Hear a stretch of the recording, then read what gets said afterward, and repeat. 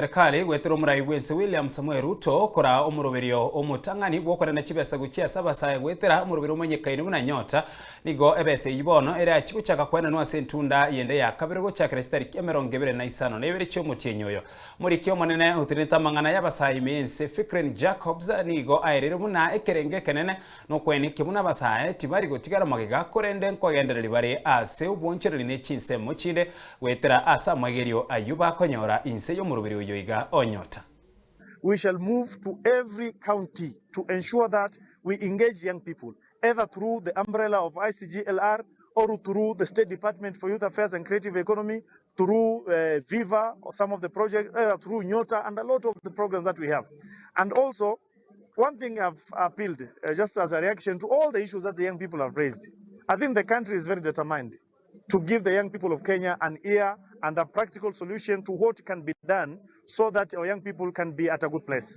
TVET education. TVET education is one of the low-hanging fruit to address issues of unemployment of our young people. Because of the modularization program which was introduced, right now a young person in Kenya can go to a TVET and do one module and get a certificate for that and go attach himself somewhere, awaiting maybe to get something again to come and continue.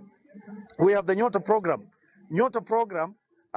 is targeting 820,000 young people across the country. And this is the most equitable program that I've seen in the history of this country, especially to the young people, because young people have equal chances, regardless of where they're coming from, whether they're minorities, where they're marginalized, they have equal chances to belong to this project. And as a result, I know His Excellency the President was in this region in Eldoret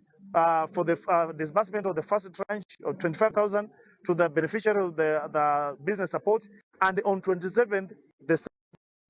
done nationally. But this time, we will not require the young people to assemble at different places. It will be done nationally so young people can continue with their businesses. But I am very happy with the class and the crop of the young people that we have, because a majority of at least 99.99% of them who are mentored and who are assessed proved beyond any reasonable doubt that they spent the 25,000 properly in doing business, contrary to naysayers who had predicted and pessimists who had predicted that these young people will spend the money and go away. These young people invested, and I know even the second will go away in helping them invest better and more, so that they can change the course of economy of this country by expanding the base, or especially of our MSME sector.